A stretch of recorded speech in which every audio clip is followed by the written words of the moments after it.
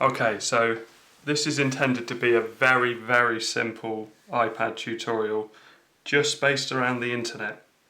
So maybe assuming that you've already got your iPad, you've worked out how to switch it on and unlock it.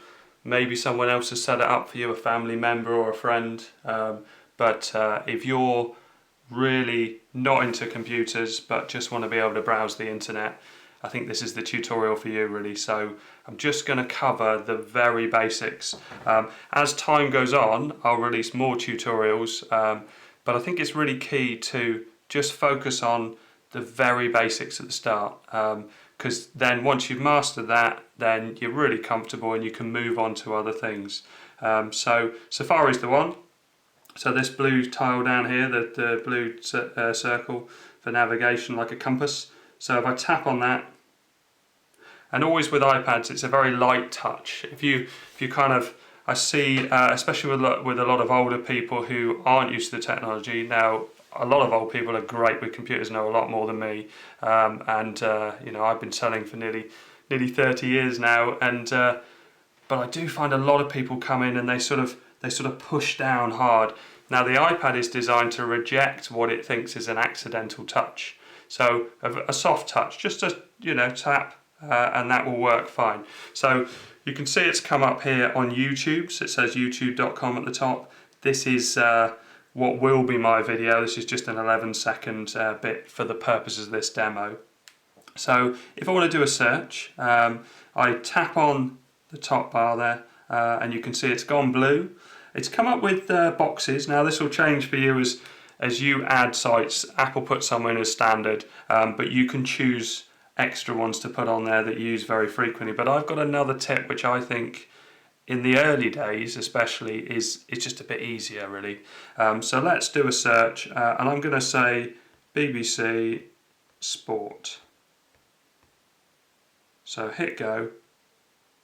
Now I could have done a search for BBC, that would give me the whole BBC website, but let's concentrate on a part of the BBC website. You can see here, so this is a Google search. This looks the same or similar on a phone or a computer or whatever. So if you've been used to a Windows computer or a Mac or something like that, this will be pretty similar.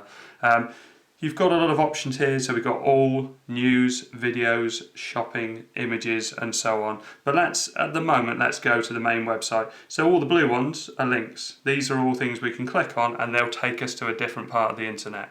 So if we say BBC Sport, tap on that, you can see it's loading up, that blue bar comes along. If you've got a slow internet connection, that will crawl along, but I've got a reasonably swift connection here. You also often get where it says cookies. You can always hit continue. There's something about EU law that says that websites have to say that they're kind of tracking your progress. This isn't anything to worry about. I mean, this is the BBC website, so that's fine. We've come up here with BBC Sport. We can also click on the X there. What it's saying is there's an app for BBC Sport. You can use the app and it will take you to the Apple App Store where it will download. But let's ignore that for now and just concentrate on the website. So as you can see here, there's a lot of information here. We've got various sports here. We've got all sport on the side there. And these are all just things you can, again, light tap on. So if we say all sport, and let's go for cycling because I love bikes. Here we go. And we can scroll down here. Now, I might want to come back to BBC Sport Cycling, and I might want to have to go all the way through searching and things like that. So what we do is the blue box there with an arrow pointing up is the share icon. So let's tap on that. And what that does, it gives us lots of information here. Again, this is an easy tutorial. I'm not going to go through all of that. I want the add to home screen. Now, you might have to slide along to get to that, but the one you're looking for is add to home screen. See that plus symbol there? So if I tap that, it's come up with the name and it's come up with a tile. Now this tile will appear on my home screen, so I can tap it and go straight back to this page. It's just a really quick, easy way. If you're not used to the internet and browsing, you're not going to have loads of sites that you visit. So just for the ones that you use very frequently, this might be a way of doing it. Now I'm going to put, so I've tapped on where it said BBC Sport. I'm just going to hit the back arrow here to delete, and I'm just going to put cycling, just so it makes it more clear what it is. I could delete BBC and just have cycling because it says BBC Sport, but if I hit add, you'll see that it goes out of the internet and I've got a new tab here that says BBC Cycling. Now these tabs always tend to come on the end of what you've already got. If you want to move it to your main page, press and hold and it will start jiggling about with an X on it, and then we'll drag it and just hold on the edge of the screen, and you can see now I've still got hold of it, I've still kept my finger on the screen. Now when I let go of it, it puts it where I want it to be. And you can see I've got a couple of spaces on my home screen which I created for this demo. Now normally to stop this jiggling about, we press the home button. My home button doesn't work. Well, I'll give it a try. No. So normally when you do that, it would stop this. So ignore this next bit because I'm using a virtual home button, but as you can see they've now stopped shaking about. Now let's go back into Safari because there's one more thing that I want to cover mainly. So tap on again the compass there. So we're on bbc.co.uk. If I want to keep that page where it is, and I want to look at something else. So let's press the plus, and this little plus symbol here gives us another rectangle. So we've got the BBC Cycling here on the left, but we've also got, at the moment this says favourites. But if I do a search, and again, when we tap in this top bar, we're searching Google, we're searching the internet. Just losing my voice. Now, if I want a different search, so let's say The Guardian, tap that in. It's come up with a suggestion saying, oh, there's an app for that, so you could download the app from the App Store, but if you just want to look at the web page or use the main site, just tap on The Guardian under here or theguardian.com. And you can see it's loading up. So we've still got our BBC Sport here. Now I'll show what happens there. So this is two tabs. If you were looking for a holiday or comparing different places or something like that, you can switch between the two tabs. So let's go back to BBC Cycling and then go back to The Guardian. So just by tapping on those rectangles there, and there you can close those. So if you just want one tab open, I mean, sometimes you get a load of tabs. If you keep opening tabs and opening web pages, you'll have lots of little rectangle boxes with lots of web pages, and you kind of lose track of it. A way to view all of that is to press on these two squares here, which show you all your open web pages. So this is showing me the BBC Sport one and The Guardian, and if I want to go to any one of those, I tap on one or the other and it will take me to it. So let's go to The Guardian one, and it takes me back to that page. So on The Guardian there's lots of different categories here: UK, politics, world, sport, football and so on. So let's say I was into lifestyle, tap on lifestyle, and this comes up with the options. There's an advert loading at the top. So if I scroll down, any of these are clickable links. You often get a play symbol, which is like a triangle in the middle of a photo, which would be a video. And then you just tap on that and it will open up a video, and I'll go back and try one of those in a moment. But say The Guardian Lifestyle is something that I often look at. If I tap on the share icon again, the box with an arrow pointing out of it, and then add to home screen, so this one here. Now it's come up with Guardian. Well, I want to call it Lifestyle because it's got a G. I know the G is Guardian. So Lifestyle. And in these suggestions it's saying, well, do you want to put Lifestyle? So I tap on there and it completes the word for me. Hit add. And again it will go back to the home screen, and now I've got a clickable web page effectively. Now that won't go away, that won't change. If I want to get rid of it, I can press and hold, and then I could tap on the X and it will disappear. But I want to put this on my home page for the purpose of this demo. So drag it across, keep holding just on the edge of the screen. You'll get used to this. Initially takes a bit of getting used to, but you can see now I've got two web pages. I want a third. I want to go back to this tutorial. So again, you would press the home button and it would stop the jiggling. I'm going to try it again. No, it still doesn't work. So I'm using my virtual home button, ignore that little box that comes up. So here we are, we've got our 2 web pages. I want to add this tutorial to my home page so that I can go back and I can learn how to search the internet. So again, go back to Safari. We've got our 2 tabs up, we're not worried about those now. Tap on here. This is again a Google search. Tap in YouTube. Now quite quickly when you put in you, it comes up with all these suggestions and you can see top hits youtube.com. So we'll tap on that.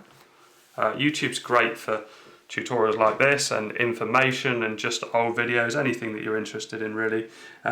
So now I've got a Google account, so I'm signed in, so it would give me my subscriptions and various things. So if I click on me, oh, I'm not signed in at the moment. So let's just cover over my email address.